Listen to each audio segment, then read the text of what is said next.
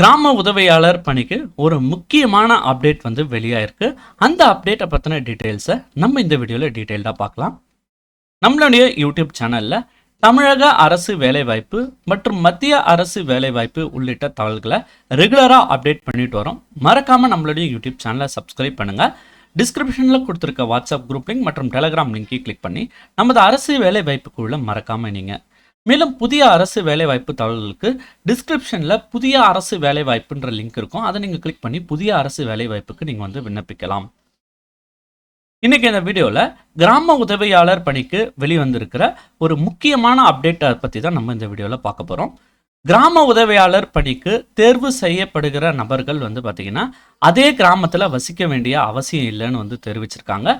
மேலும் அந்த கிராமம் அமைந்துள்ள அதே தாலுகாவை சேர்ந்தவராக இருந்தால் போதுமானதுன்னு சொல்லிட்டு மதுரை உயர்நீதிமன்றம் தற்பொழுது தீர்ப்பை வந்து அறிவிச்சிருக்காங்க. இது உங்களுக்கு ஒரு பயனுள்ள தகவலாக இருக்கும்னு நினைக்கிறேன். மேலும் அரசு வேலைவாய்ப்பு, கிராம உதவியாளர் வேலைவாய்ப்பு மற்றும் ரேஷன் கடை வேலைவாய்ப்பு குறித்த தகவலுக்கு மறக்காமல் நம்மளுடைய யூடியூப் சேனலை சப்ஸ்கிரைப் பண்ணுங்கள். தேங்க்ஸ் ஃபார் வாட்சிங் திஸ் வீடியோ.